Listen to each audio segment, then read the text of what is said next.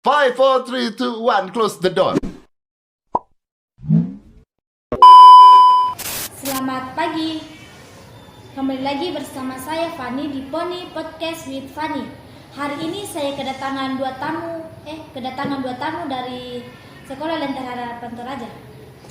Halo, perkenalkan, nama saya Evan Joshua Parondok Tepangaya.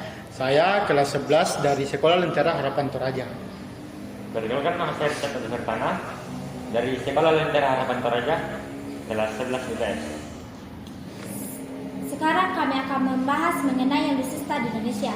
Alutsista adalah alat utama sistem pertahanan di Indonesia dalam bidang kelautan. Sebelum kita masuk dalam pembahasan hari ini, mungkin terlebih dahulu kita akan mengenal kedua narasumber kita dari Sekolah Lentera Harapan Toraja. Oke, kembali saja. Apa kabar? Puji Tuhan, kabar saya baik juga. Akhir-akhir ini kalian lagi sibuk apa?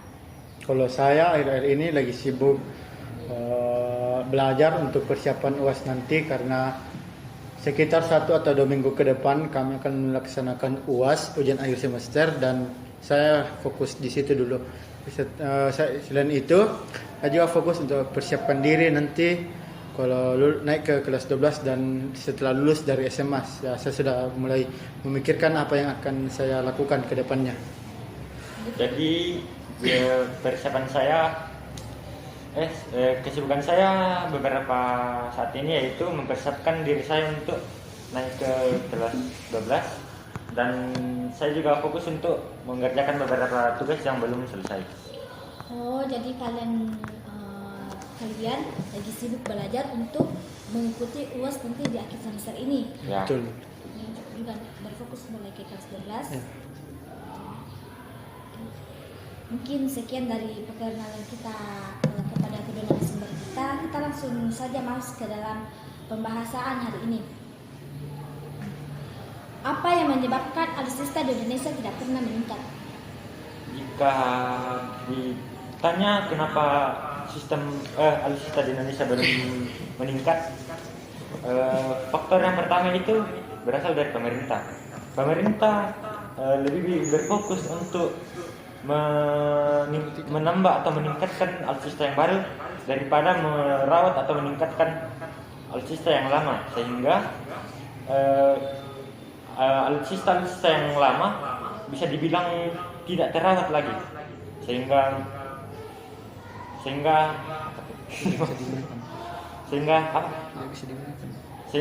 tidak bisa digunakan. Jadi menurut Oliver tadi, alutsista di Indonesia belum meningkat karena kurangnya perhatian pemerintah terhadap alutsista di Indonesia dan lebih bergantung kepada negara lain untuk membeli alutsista baru. Ya, seperti itu. Oke, kita masuk ke dalam pertanyaan yang kedua, yaitu siapa yang seharusnya berperan penting dalam penanganan alutsista ini? Jika membahas tentang siapa yang berperan penting, yang pertama pastinya adalah pemerintah.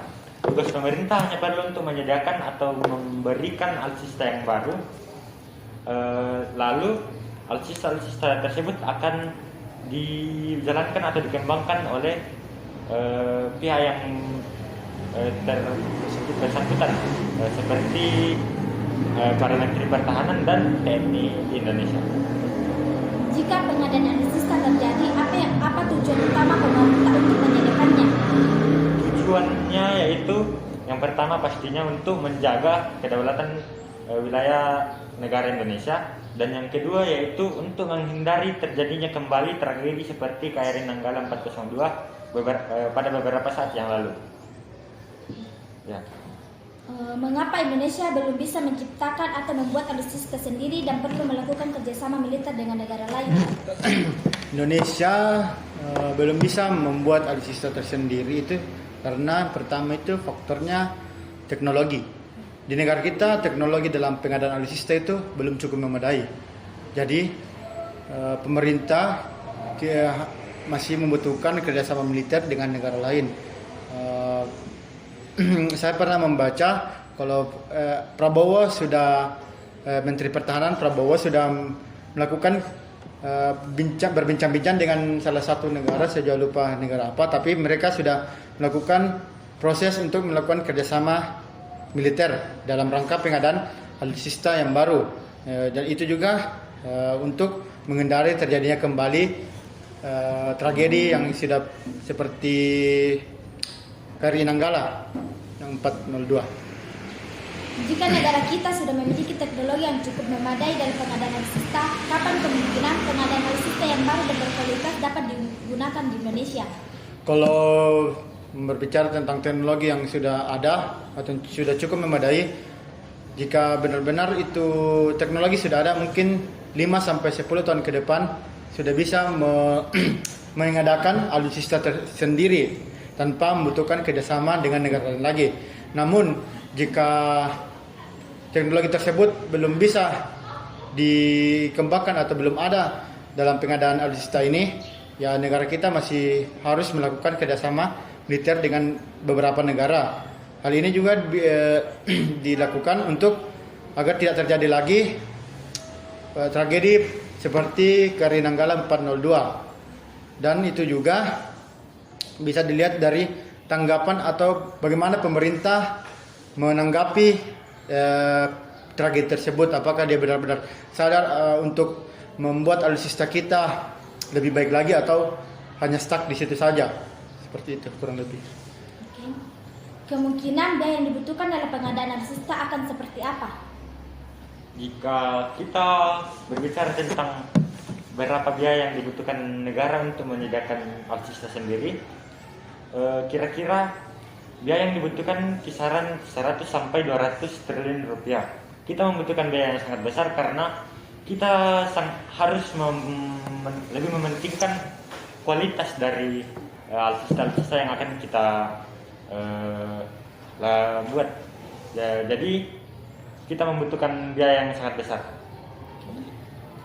Oh, jadi dan pengadaan alutsista pemerintah membutuhkan biaya kisaran 100 sampai 200 triliun untuk mendapatkan cukup yang baik. Ya, kurang lebih seperti itu. Saya tambahkan sedikit. Selain dari kualitas yang baik, kuantitas juga perlu. Yang dimana jika alutsista kita cuma memiliki kualitas yang baik namun kuantitasnya kurang, maka itu menurut saya masih kurang baik dalam menanggapi hal-hal yang seperti pertahanan di bidang kelautan. Kita masuk ke dalam pembahasan yang terakhir kita, yaitu kemungkinan bagaimana pengadaan alutsista yang baru ini dapat lebih efektif dalam menjalankan tugasnya. Dalam menjalankan tugasnya, bagaimana cara agar bisa lebih efektif? Itu dilihat lagi kepada kesadaran pemerintah dalam mengadakan alutsista tersebut, yang dimana mereka harus membuat alutsista tersebut lebih baik dari sebelumnya. Bagaimana agar bisa lebih efektif, yaitu kembali ke teknologi lagi. Jika teknologi kurang memadai, saya kurang yakin alutsista yang akan diadakan atau yang akan diciptakan oleh negara kita sendiri akan lebih efektif dan baik. Namun ya kembali lagi, biaya juga harus diperhitungkan karena seperti yang disebutkan Oliver tadi, biayanya cukup besar. Jadi harus ya membutuhkan biaya sama seperti pengorbanan dari pemerintah lah. Kurang lebih seperti itu, karena ya harus kita membuat alutsista yang sangat baik yang bisa agar bisa lebih efektif lagi. Ya, saya tambahkan, selain memberikan pelayanan yang baik, kita juga harus bisa meningkatkan kualitas agar para TNI kita yang menggunakan atau menjalankan alutsista tersebut bisa keselamatannya bisa lebih terjamin lagi. Kurang lebih seperti itu.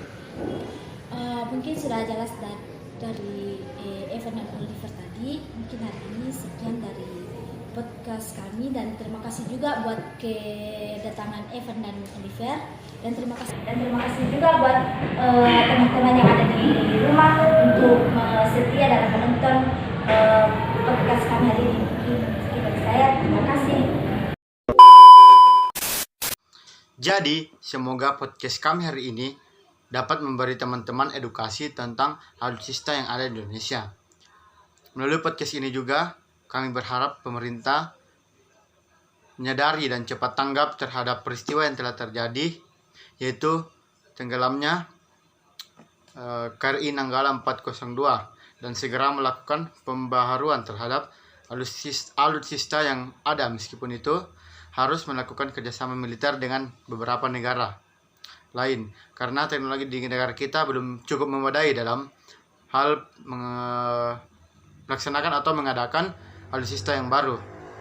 Mungkin sulit bagi pemerintah dalam melaksanakan proses pengadaan alutsista karena teknologi yang kurang memadai, proses kerjasama militer dengan negara lain, serta biaya yang dibutuhkan tidak sedikit, karena biaya yang dibutuhkan bisa mencapai 100 hingga 200 triliun. Namun, Filipi 4 ayat 13 menyatakan bahwa segala perkara dapat kutanggung dalam Dia yang memberi kekuatan kepadaku. Ayat ini ingin menegaskan kepada kita bahwa Tuhan adalah sumber kekuatan kita ketika kita sedang dalam masalah, khususnya dalam pengadaan alutsista ini, yang dimana pemerintah bergumul dalam 3 aspek yang tadi saya sebutkan, yaitu teknologi yang kurang memadai, proses kerjasama militer, dan biaya yang cukup banyak.